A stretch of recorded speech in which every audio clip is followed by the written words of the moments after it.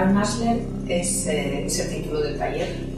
Es una referencia a un personaje de manga de Mazinger Z. Es un antihéroe cuya particularidad sobre todo es que la voz del personaje está hecha por dos voces al mismo tiempo, es un coro.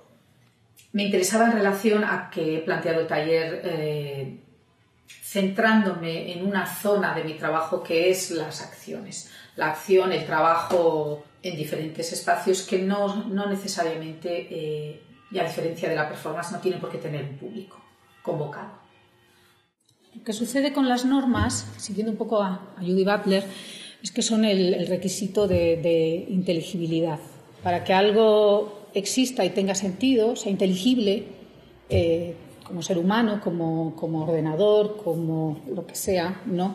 Está sujeto a unos límites y esos límites son las normas. Y esas normas, además de darte sentido y hacer que este mundo sea vivible, de alguna manera lo limitan, ¿no? Y lo limitan de muchas maneras, también políticamente, obviamente, siempre políticamente. Realmente la propuesta del taller es trabajar en el espacio público por una cuestión. Hay varios parámetros que son muy interesantes. Por un lado, el acto poético que infliges, digamos, en otro conjunto de normas que no son las del arte, digamos, ¿no? Son distintas. Pero también la violencia. De violencia que estás ejerciendo al saltarte las normas, ¿no? Que tienes que tener claro por qué lo haces, cómo lo haces y que lo tienes que negociar, le tienes que dar forma a eso. Claro, lo que sucede es que se cuestiona todo eso, ¿no? Y empiezan pues estas teorías que dicen que es lo único que existe, es la representación, luego de qué estamos hablando, ¿no?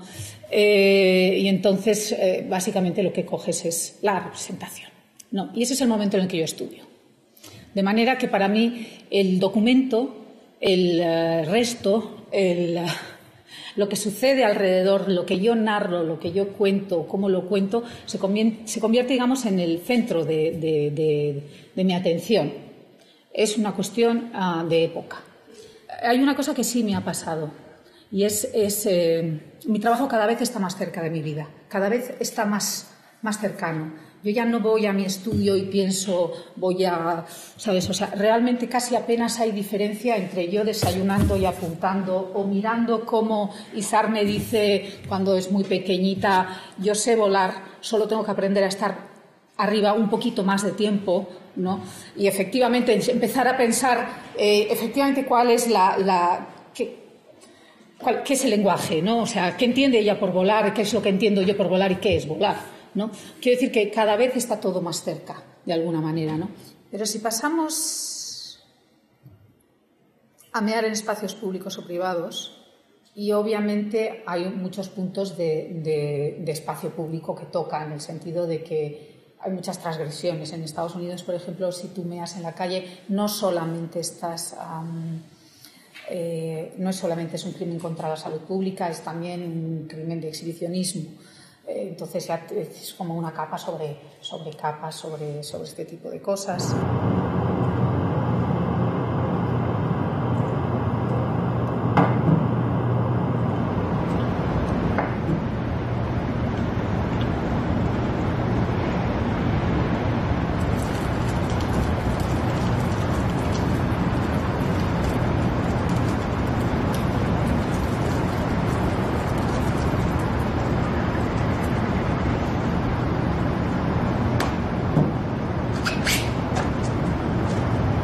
El discurso que se utiliza para la interpretación de esto es una performance de la masculinidad.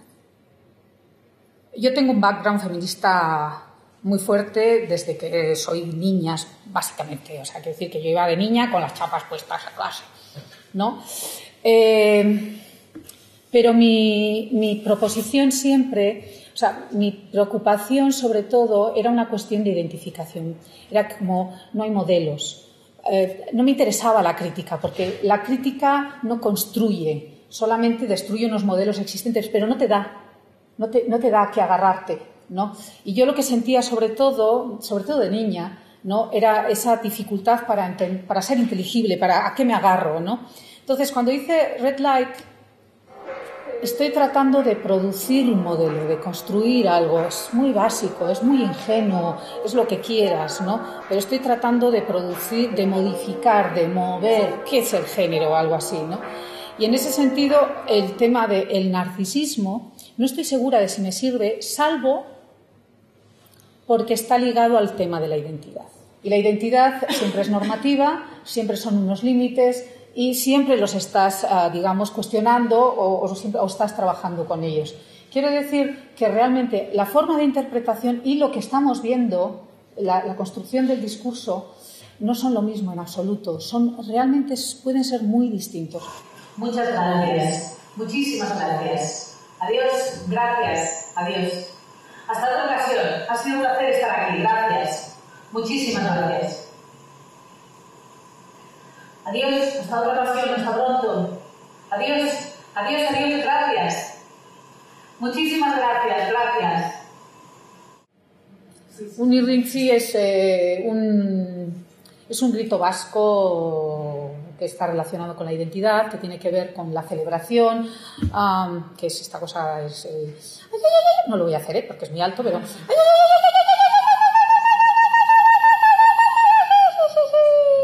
que es el sonido, o sea, el nombre se refiere al sonido que hace un caballo. También me planteé qué es lo que iba a mostrar y lo que mostré fue la pared básicamente y cómo entra la figura. Está centrado porque no quería ser tan me parecía exageradísimo poner solo la pared. Entonces dije, voy a hacer una cosa intermedia, que parezca que estoy, pero no estoy, no voy a poder controlarlo. Lo que hice fue, me bajaba el irrintzi, tú lo que ves en el vídeo es alguien escuchando, algo que tú no oyes. Coge el micro, entra y sale, ¡ay, ay, ay, ay, ay, ay! Y lo repite todo lo largo que puede. Lo hice como unas 100 o algo veces. ¡Ay, ay, ay, ay!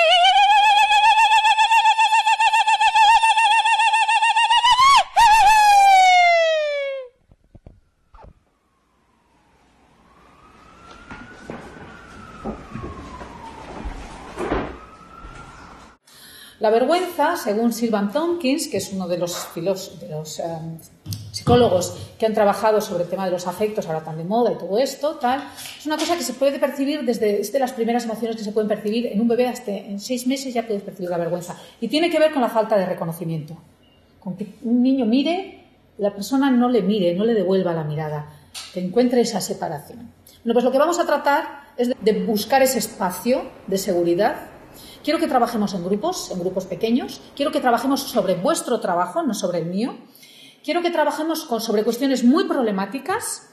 Yo os puedo contar, yo tengo un puto nudo desde hace un montón de años, que eso quiere decir que me voy dando de leches sobre el mismo trabajo, que os lo puedo contar, ¿no? Y lo voy resolviendo mal cada vez, y no se resuelve. Pero sé que hay algo que es muy importante ahí.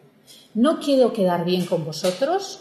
No quiero que quedéis bien los unos con los otros, no quiero que trabajemos con personas que nos caen bien, quiero que trabajemos con grupos de 3, porque un grupo de 2 es un espacio íntimo, no quiero un espacio íntimo, un grupo de 4 es un espacio público, quiero romper el espacio privado, pero que no llegue a ser un grupo de multitud. Entonces vamos a trabajar en grupos de 3, no con colegas, con gente que no conocemos, y vamos a trabajar a pensar si somos capaces de cada uno presentar algo lo bastante importante, tiene que ser lo bastante importante, porque quiero que sea significativo, quiero que nos importe de verdad y quiero que no seamos capaces de resolverlo, que no tengamos expectativas, que no quedemos bien, así.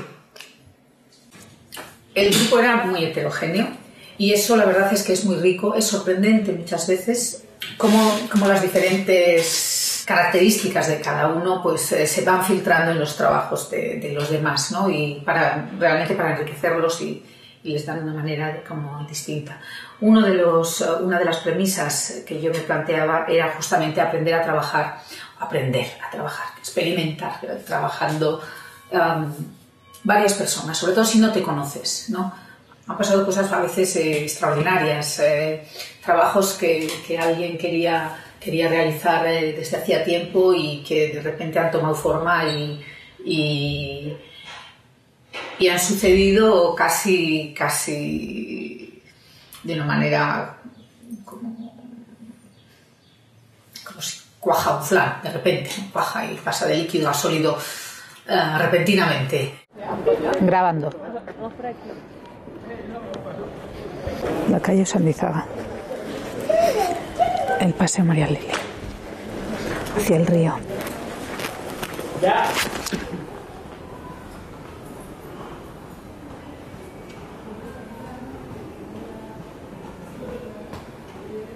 Ya. Portar de piedra la puerta, de madera al cristal, la calle. Ya.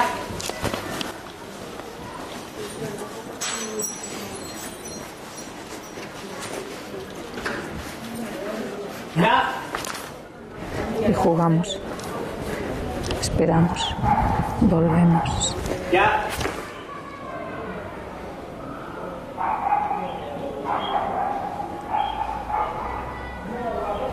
¡Ya!